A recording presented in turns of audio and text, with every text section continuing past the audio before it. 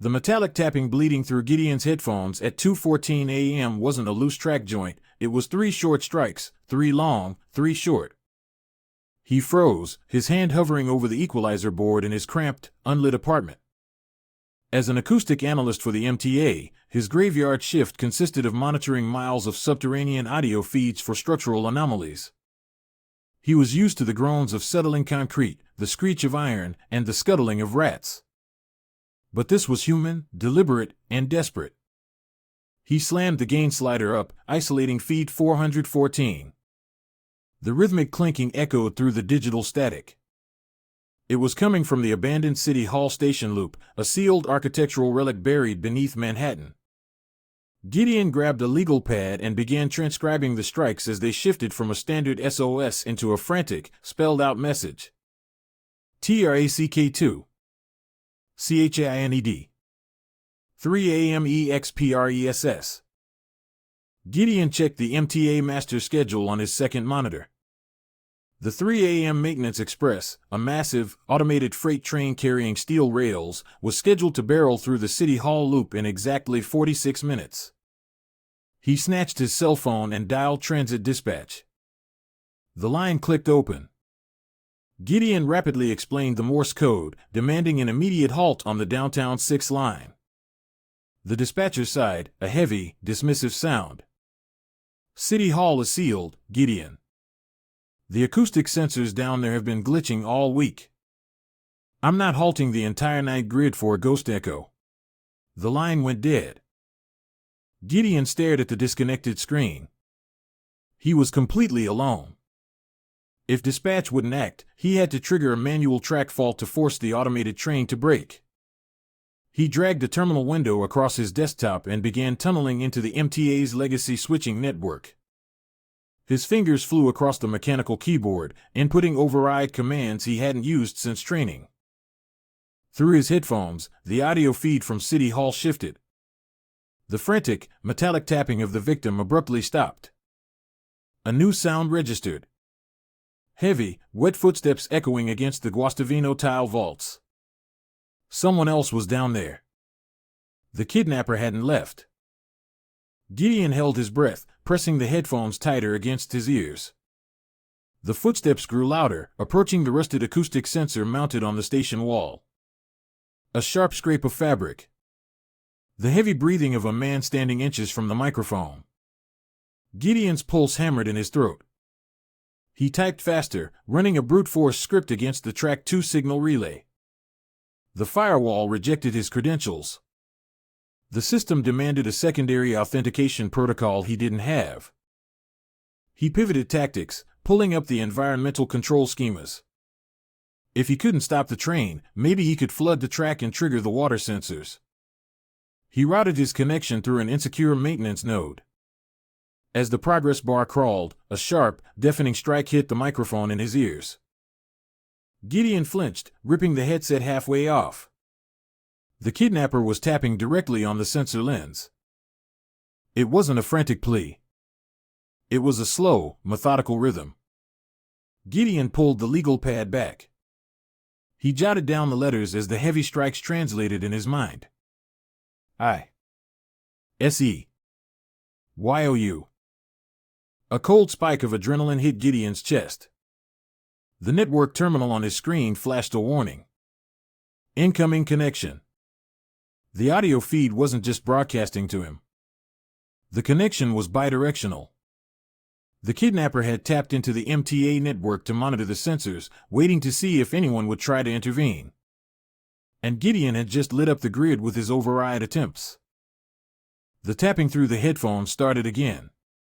Faster this time.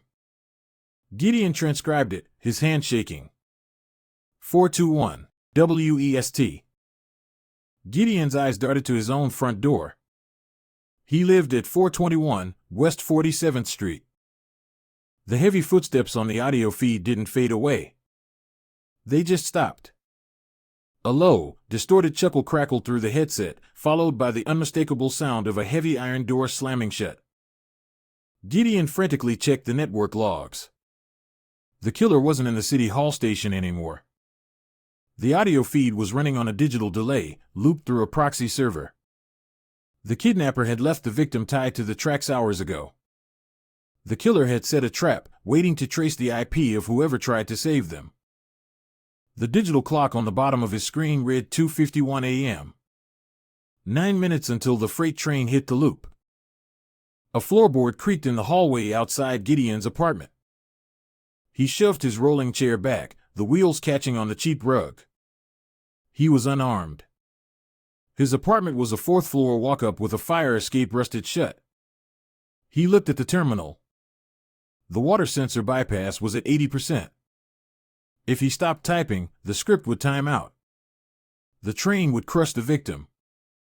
The brass handle of his front door slowly turned. It hit the deadbolt with a metallic clink. Gideon lunged forward, grabbing his heavy metal desk lamp.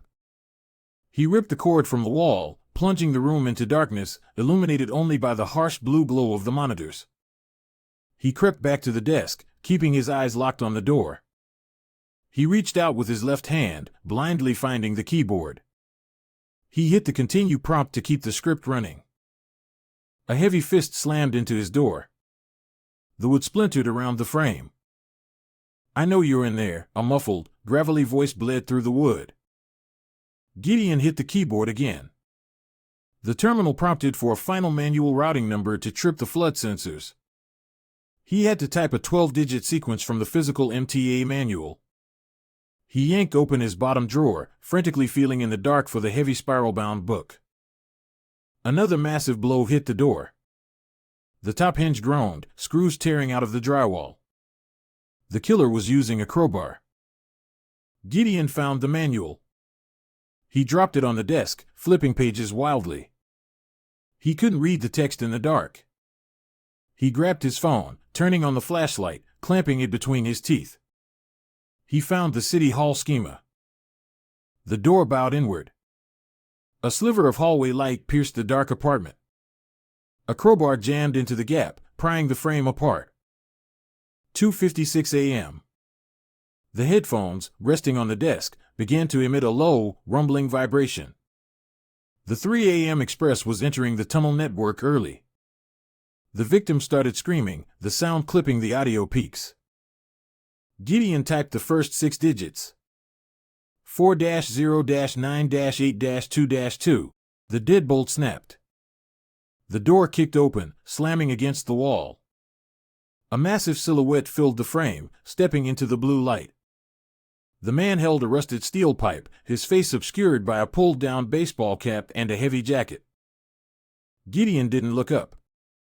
He typed the next 3 digits. 714. The killer lunged across the room, swinging the pipe.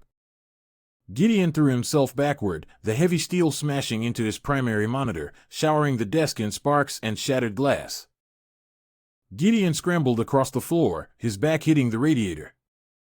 The killer stepped over the ruined desk, raising the pipe for a lethal downward strike. Gideon kicked out, his boot catching the killer's knee.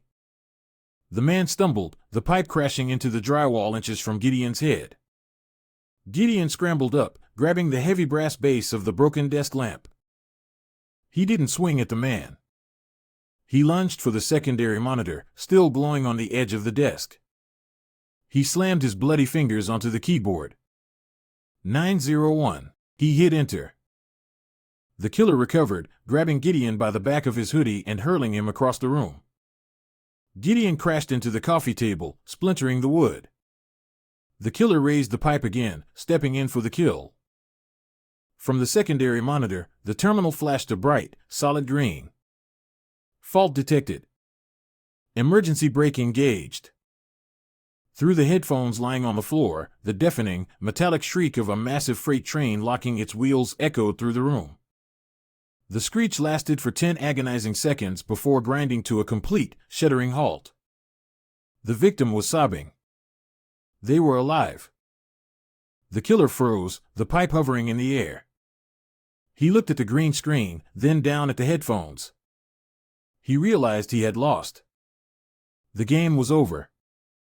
Sirens were already wailing in the distance, MTA police responding to the emergency track fault. The killer lowered the pipe, glaring at Gideon, calculating his escape window. He turned and sprinted out the shattered door, his heavy boots pounding down the stairwell.